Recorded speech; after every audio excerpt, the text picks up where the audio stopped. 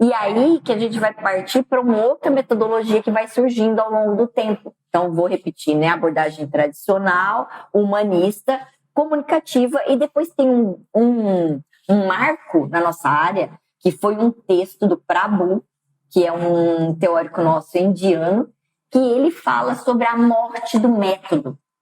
Porque Erickson, desde 1984, já falava que não importava muito quanto se gastava em fazer pesquisa, em arrumar conceitos para dentro da sala de aula. O que realmente importava é o que acontece de concreto dentro da sala de aula.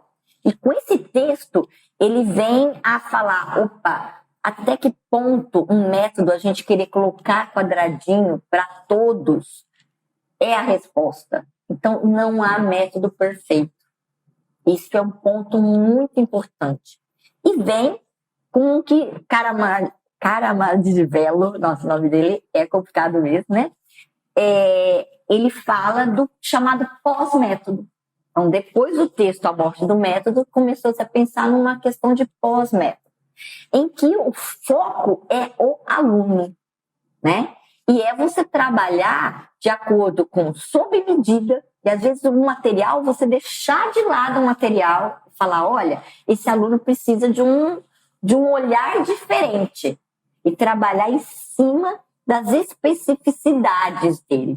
Então agora eu queria que a Ellen fizesse um paralelo aí, como que foi essa mudança dela, né? Porque ela trabalhou sempre no processo do comunicativo, ela se deu melhor até, né? Acabou depois dando aula nisso. E como que está sendo esse processo de passado para o sob medida? E vou tornar a falar, tá? É muito importante isso. A abordagem comunicativa já teve um pouquinho de cada um dos métodos anteriores, inclusive do tradicional, que nós vamos conversar e dar alguns exemplos aqui para vocês. E depois do pós-método, é esse olhar para o aluno que vai fazer com que você escolha qual que é o método melhor. Talvez você oscile de um método para o outro, você busque alternativas e estratégias diferentes de um método para o outro. Tudo bem? Então fala para mim, Ellen, como é que foi essa tua transição aí como professora? Olha, no começo, assim, foi, né, quando eu vim à escola, né, me apresentaram ao Centro Cultural, como é que as coisas funcionam por aqui.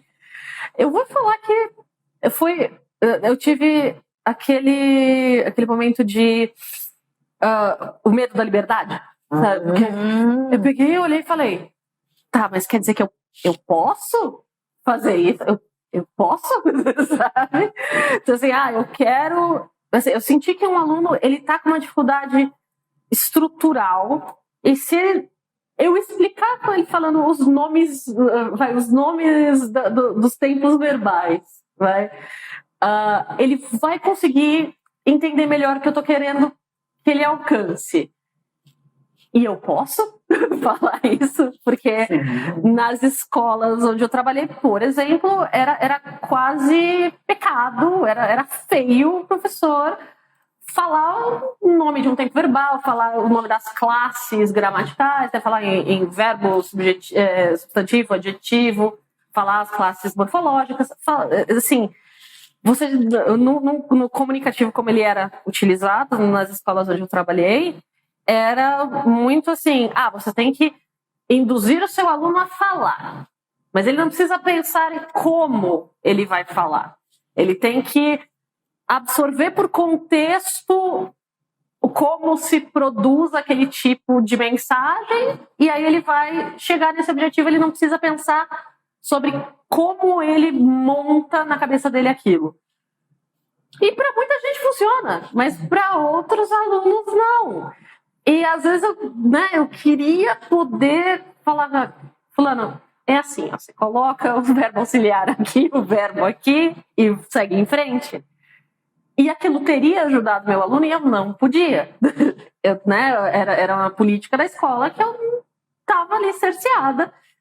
E aí a Ellen, a Carol, nossa coordenadora, veio falando, não, você pode? Não tem problema. Né? É o que os seus alunos estão precisando mais nessa hora, então faz uma explicação um pouquinho mais tradicional e depois conduz para uma outra atividade mais comunicativa, que eles vão utilizar aquilo melhor, e segue, né? Prepare para os seus alunos aquilo que eles precisam mais naquela hora. Então, esse primeiro foi o susto da liberdade. Aí depois foi um pouco que nem criança no parque de diversões, né? Começa a correr em tudo, todos os livros, todas as coisas. Aí agora eu tô me adaptando. Eu realmente voltei agora para a sala de aula, né? Eu entrei em março, mas eu estava ajudando mais nas questões da plataforma, né? Fazendo uma revisãozinha pedagógica e tal. Mas agora que eu voltei para a sala de aula, de fato, eu tô podendo exercer essa liberdade, né? Liberdade guiada pela necessidade do aluno. E isso é muito bom. Isso é muito bom mesmo, porque eu vejo que dá mais resultado. Eu sinto muito isso, assim. Eu consigo alcançar mais os alunos, aqueles que, como no método comunicativo, talvez eu perderia, ou eu teria que buscar fora da sala, mandar para o plantão de dúvidas e tal. Dentro da sala eu já consigo suprir essas necessidades. E isso é muito bom. Que bom ouvir. Né? E é o que a gente espera, que essa mesma sensação de liberdade, coisa que esteja para o professor, esteja para o aluno também.